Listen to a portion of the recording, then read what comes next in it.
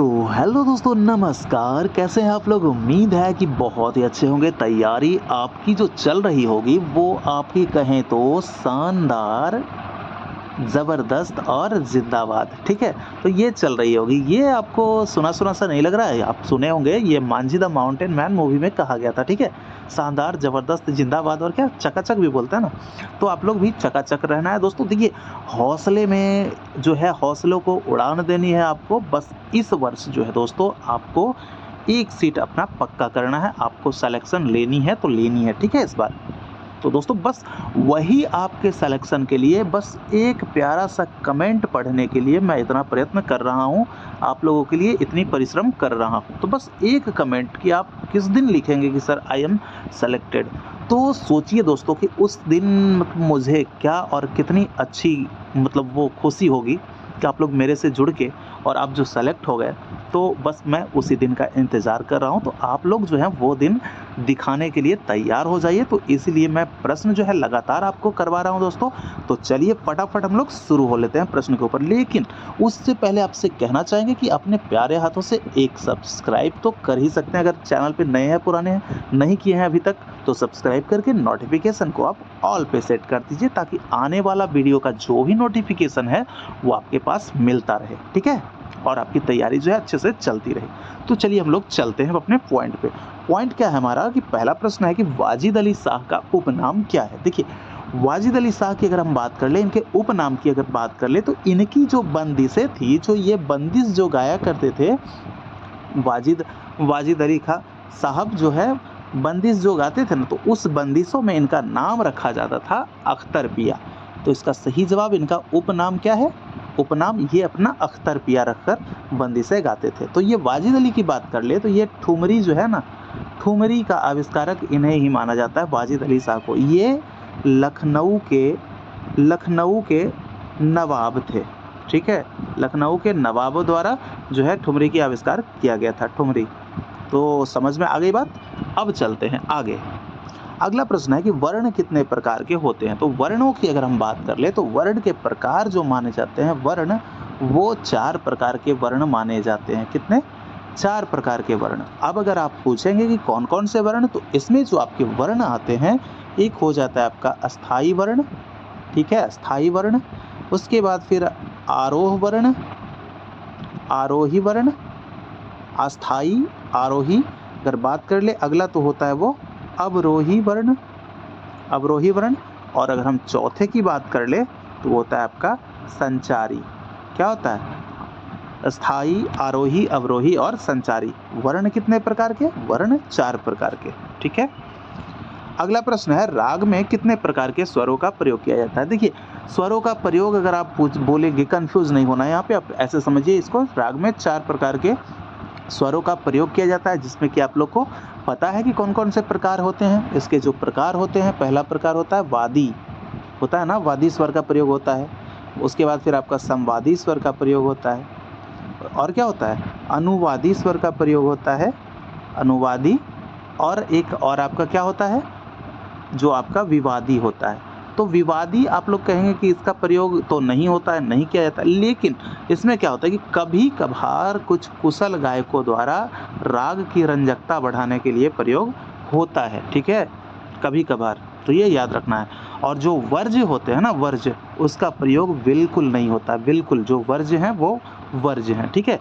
लेकिन विवादी का कभी-कभार हो जाता है। तो ये 4 प्रकार के स्वर जो हैं आपके, 4 प्रकार के स्वर हैं, होते हैं किसमें? राग में, ठीक है? अगला प्रश्न है किसी रचना को दो या दो से अधिक सप्तक में गाया बजाया जाना क्या कहलाता है? देखिए, कोई रचना है तो उसको 2 या 2 से अधिक सप्तक में जो गाते बजाते हैं, तो उसको क्या कहा जाता है? तो उसको कहा जाता है दोस्तों, क्या कहा जाता है? मेगाडाइजिंग हार्मनी। ये पाश्चात्य संगीत का प्रश्न है, ठीक है?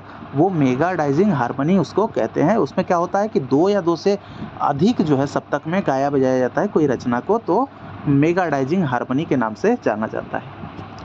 अगला प्रश्न है इनमें से राग एवं तालबद्ध रचना क्या कहलाती है? राग और तालबद्ध, जो कि आपके ताल में बंधे हुए हैं, तो राग और तालबद्ध रचना इसमें क्या कहलाती है? तो वो आपके कहलाते हैं सरगम गीत, जो कि आपके ताल में बंधे हुए होते हैं, सरगम गीत। तो ये आपके सरगम गीत हो गए। आगे बढ़ते हैं। अगला प्रश्न है कि प्राचीन काल का शुद्ध सप्तक कौन सा ग्राम था? देखिए पहले ग्राम चलता था ना, तो ग्राम माना जाता था, तो कौन सा ग्राम था? तो यहाँ पे बताना है आपको कि प्राचीन काल का शुद्ध स्वर सप्तक की अगर हम बात करें तो ये आपका षडज ग्राम माना जाता था। ठीक है, षडज ग्राम। अगर हम काफी की बात करें, काफी, तो ये आपके मध्यकाल में शुद्ध सप्तक माने जाते थे। कब? मध्यकाल में काफी जो है शुद्ध सप्तक माने जाते थे। वर्तमान में जो है आपका, वर्तमान में यानी कि आधुनिक में जो आज चल रहा है वो आपका बिलावल को शुद्ध स्वर सप्तक माना जाता है। ठीक है, क्लियर? तो दोस्तों देखिए प्रश्न जो, देखिए आप प्रश्न की संख्या कम मत समझिए, क्योंकि प्रश्न से तो बहुत सारे प्रश्न बनते ही हैं। ठीक है, तो यहाँ पे आप 7वां नंबर देखिए कि निबद्ध गान के अंतर्गत कौन कौन सा आता है। देखिए गान एक होता है, एक आपका निबद्ध गान और दूसरा होता है अनिबद्ध गान। अनिबद्ध गान, ठीक है, अनिबद्ध गान। तो इसमें पूछा जा रहा है, निबद्ध के बारे में पूछा जा रहा है, अनिबद्ध के बारे में भी हम बताएंगे। यहाँ पे निबद्ध के बारे में बात करें तो इसमें कौन कौन आते हैं, तो निबद्ध गान में आते हैं प्रबंध, वस्तु और रूपक। ये तीनों जो है निबद्ध गान के अंतर्गत आते हैं। तो इसका सही जवाब क्या हो जाएगा? ये सभी। ठीक है, ये सभी। अगर बात कर ले अनिबद्ध गान के अंतर्गत, तो अनिबद्ध गान के अंतर्गत क्या आएंगे? रागालाप, आपके रागालाप, रूप का लाप, रूप का लाप। तीसरा हो जाता है अलिप्ति गान, अलिप्ति गान। और चौथा होता है जो आपका स्वस्थान का नियम। ठीक है, ये स्वस्थान का नियम होता है। तो ये आपके, ये सब किस में आते हैं? ये अनिबद्ध गान के अंतर्गत आते हैं। अनिबद्ध गान के अंतर्गत इसमें क्या होता है? अनिबद्ध में ये ताल से बंधा हुआ नहीं होता है। ठीक है, तो समझ में आ गई बात। आगे देखिए कि लावणी की संगति किस वाद्य के साथ की जाती है। तो लावणी जो है सबसे पहले जानना होगा कि लावणी कहाँ का नृत्य है। तो ये आपका लोकगीत है, तो महाराष्ट्र का है। कहाँ का है? महाराष्ट्र का लोक नृत्य है। तो ये महाराष्ट्र जो है, लावणी जो है उसका संबंध महाराष्ट्र राज्य से है। और इसकी संगति जो होती है, तो वाद्य पूछा जा रहा है, तो कौन सा वाद्य? तो आपका चोंग वाद्य के साथ होता है। ठीक है, चोंग वाद्य। अगला प्रश्न है कि सारंगदेव ने किस अध्याय में गमक के 15 प्रकार बताए हैं। देखिए यहाँ से प्रश्न से ही प्रश्न आप लोग देखिए पढ़ के यहाँ पे समझ गए होंगे कि गमक का जो वर्णन किए हैं वो कौन किए हैं? सारंगदेव ने किए हैं। सारंगदेव ने कितने गमक बताए हैं? तो 15 गमक बताए हैं। तो प्रश्न यहाँ पे आपको इसलिए यहाँ पे सेट किया गया है ताकि यहाँ से आपके जो है उत्तर जो है मिलता रहे। ठीक है, तो ये हमें दो चीज जानकर हमें तीसरा चीज की जानकारी लेना है। तो सारंगदेव ने किस अध्याय में गमक के 15 प्रकार बताए हैं? तो ये सही जवाब क्या हो जाएगा? प्रकीर्णक अध्याय। ठीक है, ये प्रकीर्णक अध्याय जो है इसमें गमक के 15 प्रकार बताए गए हैं। और दक्षिण संगीत की अगर हम बात कर ले तो दक्षिण संगीत में 10 प्रकार के गमक होते हैं, यह आपको याद रखना है। अगला प्रश्न है हनुमत तोड़ी दक्षिण के किस राग के समान है। तो हनुमत तोड़ी की अगर हम बात कर ले तो हनुमत यानी कि हनुमान से याद रखना है। हनुमत तोड़ी जो है आपके किसके समान है? राग भैरवी के समान है। हनुमत तोड़ी हनुमान और भैरवी। ठीक है, हनुमत हनुमान और भैरवी समान होता है।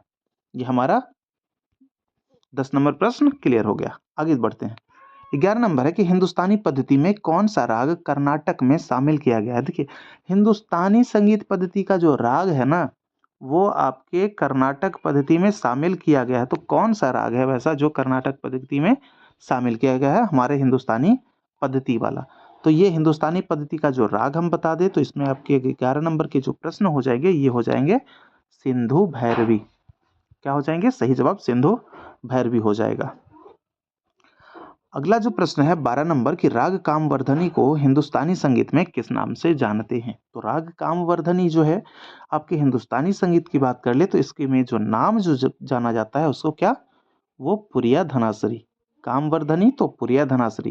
ठीक है, पुरिया धनासरी उसको जाना जाता है। किसको? कामवर्धनी कहा जाता है और हिंदुस्तानी संगीत में पुरिया धनासरी कहा जाता है। आगे बढ़ते हैं। पदम खाली स्थान लय में गाया जाता है। तो पदम जो है सबसे पहले आपको बता दूं कि जो हम इधर ध्रुपद कहते हैं तो दक्षिण में इसे ही पदम कहा जाता है। क्या कहा जाता है? पदम। तो यही पदम जो है इसको किस लय में गाया जाता है, यही प्रश्न पूछा जा रहा है। तो यहाँ पे खाली स्थान में भरना है। तो ये आपके पदम जो है विलंबित लय में गाया जाता है। ठीक है, पदम विलंबित लय में गाया जाता है। अगला प्रश्न है, इनमें दक्षिण का 6 मात्रा का ताल कौन सा है? यानी दक्षिण जो है आपकी कर्नाटकी संगीत पद्धति में जो 6 मात्रा के जो ताल होते हैं वो कौन होते हैं? रूपक। रूपक ताल की कितने मात्रा? 6 मात्रा। देखिए कमेंट नहीं कीजिएगा कि 7 मात्रा होता है, 7 आपके हिंदुस्तानी में होता है, ठीक है? ये आपके दक्षिण की बात हो रही है, दक्षिण में यहाँ पे 6 होता है। चलिए आगे देखते हैं। अगला प्रश्न है 15 नंबर प्रश्न है कि पाश्चात्य संगीत में कर्ण को किस नाम से जाना जाता है? देखो पाश्चात्य संगीत की बात हो रही है तो यहाँ पे कर्ण को हम लोग कहेंगे एप्पोग्यारता। क्या बोलेंगे? एप्पोग्यारता। पाश्चात्य संगीत में कर्ण को एप्पोग्यारता के नाम से जाना जाता है, ठीक है? एप्पोग्यारता। चलिए अब आगे बढ़ लेते हैं। अगला प्रश्न है 15 नंबर क्लियर। 16 नंबर की तरफ बढ़े तो यहाँ पे क्या पूछा जा रहा है कि न्यूमस स्वरलिपि पद्धति का विकास कहाँ हुआ था? देखिए न्यूमस न्यूमस का जो विकास जो माना जाता है आपके कहाँ माना जाता है? न्यूमस का विकास रोम में माना जाता है, रोम। और अगर बात करें इसकी, जैसे कि यहाँ पे आपको एक दिख रहा होगा फ्रांस, तो फ्रांस में जो हुआ था ये आपका कौन सा? चीव। चीव पद्धति का विकास हुआ था। ये आपके डॉक्टर चीव जो एक मैथमेटिशियन थे तो उन्होंने विकास किया था चीव पद्धति का। अगला प्रश्न है, नियमित और अस्थिर आंदोलन संख्या वाले मधुर ध्वनि को क्या कहते हैं? तो नियमित भी होना चाहिए, नियमित भी और अस्थिर भी, ठीक है? और अस्थिर भी। तो ये इसको क्या कहते हैं? मधुर ध्वनि वाले संख्या वाले को क्या कहते हैं? तो नियमित और अस्थिर आंदोलन संख्या वाले मधुर ध्वनि को हम लोग क्या कहेंगे? उसको नाद कहते हैं। क्या कहते हैं? नाद, ठीक है? चलिए अब आगे बढ़ लेते हैं। अन्नपूर्णा देवी किनकी पुत्री थी? तो अन्नपूर्णा देवी बताना है कि किनकी पुत्री थी, तो जवाब इसका क्या हो जाएगा? अलाउद्दीन खां। अलाउद्दीन खां। इनके अगर घराने की बात करें तो घराना इनका कौन सा था? मैहर घराना था। अलाउद्दीन खां जो है मैहर में घर था इनका, तो वहीं रह गए थे तो इसी नाम से इनका घराना बन गया मैहर घराना। और इन्हीं की जो पुत्री थी वो कौन थी? अन्नपूर्णा देवी थी। और इनके जो पुत्री या आप शिष्य भी कहिए, ठीक है? तो अन्नपूर्णा देवी अगर प्रश्न बने अन्नपूर्णा देवी से ये क्या बजाती थी तो ये आपका सुरबहार हो जाता है। अन्नपूर्णा देवी सुरबहार, ठीक है? चलिए एक प्रश्न आप लोग कमेंट कीजिए कि अलाउद्दीन खां क्या बजाते थे? आपके लिए ये प्रश्न है, ठीक है? चलिए अब आगे बढ़ लेते हैं। इनमें से कौन ग्रामीणों का गीत कहलाता है? तो ग्रामीणों के गीत के लिए कौन सा गीत कहलाता है? तो ये आपका जवाब हो जाएगा लोकगीत, जो है आपके ग्रामीणों का गीत होता है, जो कि आपके क्षेत्रीय में हर एक क्षेत्रों में गाए जाते हैं, जो उसे लोकगीत कहा जाता है। अगला प्रश्न है, अली अकबर कौन सा वाद्य बजाने में निपुण थे? तो अली अकबर की अगर हम बात करें तो अली अकबर जो हैं वो किनके बेटे हैं? बताया हूं मैं। आप फटाफट अगर कमेंट कीजिए, अगर आप सारा सेशन देखते होंगे तो आपको पता होगा ये किनके बेटे हैं अली अकबर। तो फटाफट आप लोग कमेंट कीजिए कि किनके बेटे हैं, ठीक है? ये प्रश्न आपके लिए है। चलिए अगला यहाँ पे क्या पूछ रहा है कि कौन सा वाद्य बजाने में निपुण थे? तो अली अकबर की बात करें तो ये सरोद वाद्य बजाने में निपुण थे। ये सरोद बजाया करते थे। कौन? अली अकबर खां। अगला प्रश्न है कि मान सिंह तोमर किसके आविष्कारक माने जाते हैं? तो मान सिंह तोमर की अगर बात हो रही है तो ये आविष्कारक किनके माने जाते हैं? तो ये मान सिंह तोमर जो हैं आपके ध्रुपद के आविष्कारक माने जाते हैं। कहाँ? मान सिंह तोमर जो थे वो राजा ग्वालियर के राजा थे और वो ध्रुपद के आविष्कारक माने जाते हैं। अगला प्रश्न है कि नाद के 5 प्रकार किसने माने हैं? देखिए नाद के प्रकार कितने होते हैं? नाद के तो प्रकार 2 ही माने जाते हैं ना, आहत नाद और अनाहत नाद। लेकिन इन्होंने 5 माना है, तो वो कौन है 5 मानने वाले? तो 5 मानने वाले जो आपके हैं वो हैं आपके, क्या नाम है इनका? तो इनका नाम है नारद, ठीक है? इनका नाम क्या है? नारद। नारद ने नारदीय शिक्षा नामक पुस्तक लिखी, ठीक है? नारदीय शिक्षा। नारदीय शिक्षा किनकी पुस्तक है? नारद की पुस्तक है, याद रखना है। और नारद ने 5 प्रकार के नाद माने हैं, ठीक है? नारद तो नाद याद रखना है, नारद नाद। चलिए अगला प्रश्न है 23 नंबर की, गीत या गत के पहले भाग को क्या कहा जाता है? तो गीत हो या गत हो, इसके पहले भाग जो है आपके अस्थाई होते हैं। अगर प्रश्न आपसे पूछा जाए एक चीज और कि गीत या गत के क्या दूसरे भाग को क्या कहते हैं? तो दूसरे भाग की अगर बात आए तो वहां बताना है क्या? पहला अस्थाई होता है तो दूसरा क्या होता है? अंतरा होता है, ठीक है? दूसरा अंतरा। तो सही जवाब इसका अस्थाई। अगला प्रश्न है कि सारंगदेव ने कुल कितने रागों का वर्णन किया है? देखिए सारंगदेव की पुस्तक जो है ना आपके संगीत रत्नाकर, ठीक है? संगीत संगीत रत्नाकर। संगीत रत्नाकर जो पुस्तक है सारंगदेव की, उसमें इन्होंने कुल जो है आपके 264 रागों का वर्णन किया है।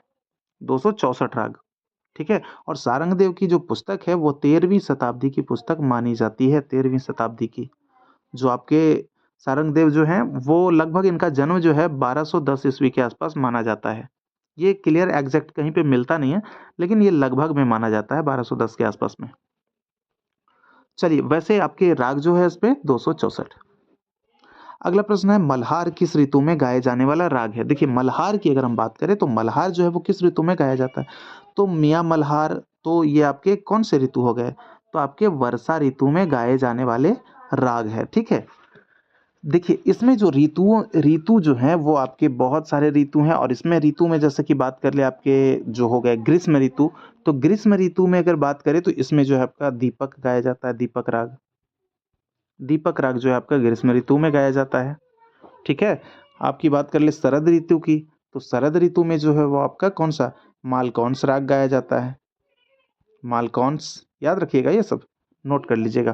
तो मालकौंस हो गया आपके शरद ऋतु में। बच गया क्या? एक और है बसंत ऋतु भी बता देते हैं।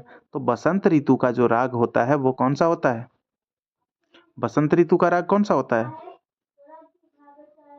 ये जो होता है आपका बसंत ऋतु में कौन सा? बहार, ठीक है। बहार जो है आपका किस ऋतु में गाया जाता है? तो बसंत ऋतु में गाया जाता है। वैसे प्रश्न पूछने का आपसे ही मन कर रहा था, लेकिन मैंने बता दिया।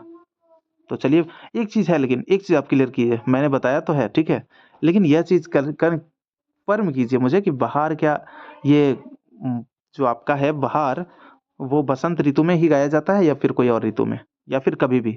चलिए, एक चीज आप लोग कंफर्म कीजिए, ठीक है। प्रश्न तो दोस्तों बनाना पड़ेगा ही, क्योंकि आपका टेस्ट जो है बीच बीच में होते रहना बहुत जरूरी है। चलिए आगे देखते हैं।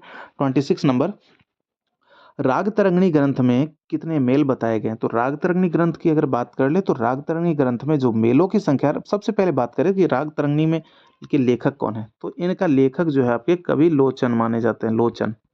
तो राग तरंगिणी के लेखक जो हैं वो लोचन माने जाते हैं। और इसमें अगर बात कर ले मेलों की संख्या, तो ये 12 मेल माने हैं। कितने? लोचन जी ने 12 मेल माने हैं राग तरंगिणी में।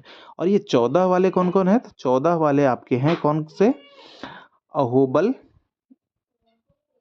अहोबल संगीत पारिजात वाले अहोबल, और ये आपके श्रीनिवास, श्रीनिवास, श्रीनिवास जी। अहोबल और श्रीनिवास ने 14-14 मेल माने हैं। और 15 की बात कर ले तो ये आपके माधवाचार्य, माधवाचार्य, माधवाचार्य जी कितने मेल माने हैं? 15। और 20 किसने माना है? तो 20 भैया आपके रामामात्य, रामामात्य, स्वर मेल कलानिधि वाले रामामात्य जी, ठीक है। तो इस तरह से ये आपका कितने कितने कौन कौन मेल माने हैं ये आपका क्लियर हो गया। और आप तो जानते ही हैं वेंकटमुखी जो कि 72 मेल, वेंकटमुखी, ठीक है, चतुर्दंडी प्रकाशिका वाले। चलिए अब देख लेते हैं, अगला प्रश्न है, नाटी किस प्रदेश का नृत्य है? तो नाटी जो है आपकी किस, नाटा, आप लोग को ध्यान देना है कि नाटा कहाँ पे रहता है। नाटा इस तरह से सोचना है, तो नाटा जो है आपका हिमाचल, यानी पहाड़ी जो है तो होते हैं, ऊंचे ऊंचे होते हैं हिमाचल प्रदेश में। मान लीजिए पहाड़ है, ऊंचा ऊंचा है, तो आदमी वहाँ क्या छोटे छोटे यानी नाटे नाटे दिखते हैं फिर। तो ये आपका नाटी जो है हिमाचल प्रदेश राज्य से संबंधित है, ठीक है। अगला प्रश्न है, मुनव्वर अली खां के गुरु कौन थे? देखिए, मुनव्वर अली खां की हम बात कर ले तो मुनव्वर अली खां के गुरु जो थे आपके पटियाला घराने के गुरु माने जाते हैं। वो कौन? बड़े गुलाम अली खां साहब जो थे। इनका संबंध कहाँ से है? पटियाला घराना से है, ठीक है। पटियाला घराना, पटियाला घराना से इनका संबंध है, और मुनव्वर अली खां के गुरु थे। आगे बढ़ते हैं। और वैसे आप लोग को एक चीज और बता दूं कि मुनव्वर अली खां की बात हो रही थी, ये इनके पुत्र भी थे और गुरु भी थे। ये जो थे बड़े गुलाम अली फादर थे, और ये उनके पुत्र थे मुनव्वर अली। तो सिखाया तो वो पुत्र यानी कि पिता भी थे और गुरु भी थे, ठीक है। और वो मुनव्वर अली शिष्य भी थे और बेटे भी हैं, तो कहीं से कंफ्यूजन नहीं होना है। अगला प्रश्न है 29 नंबर का, कि तबले के फर्रुखाबाद घराना के संस्थापक कौन है? देखिए, तबले की बात हो रही है। तबले की अगर फर्रुखाबाद घराना के संस्थापक अगर पूछा जाए तो फर्रुखाबाद में के घराना के संस्थापक माने जाते हैं हाजी विलायत अली। तो विलायत अली आपके ऑप्शन बी में है। विलायत अली सही जवाब हो जाएगा इसका। ठीक है, पंडित राम सहाय जो हैं ये किस घराना के संस्थापक माने जाते हैं? चलिए प्रश्न आप लोग फटाफट कीजिए। ये जो है पंडित राम सहाय वो तबले के किस घराने के संस्थापक माने जाते हैं? और आलिया फत्तू जो है वो किस घराने के संस्थापक माने जाते हैं? ठीक है, चलिए फटाफट आप लोग बताइए। और ये तो पुरंदरदास तो दक्षिण के पंडित हैं ही, इनका तो कोई बात नहीं है। तो इसका सही जवाब क्या हो जाएगा? विलायत अली तबले के फर्रुखाबाद घराना के संस्थापक। अगला प्रश्न है कि विलायत हुसैन खां किस घराने से संबंधित है? देखिए वो विलायत अली थे वहां पे, यहाँ पे विलायत हुसैन खां है। ठीक है, तो इनका घराना बताना है किस घराने से संबंधित है।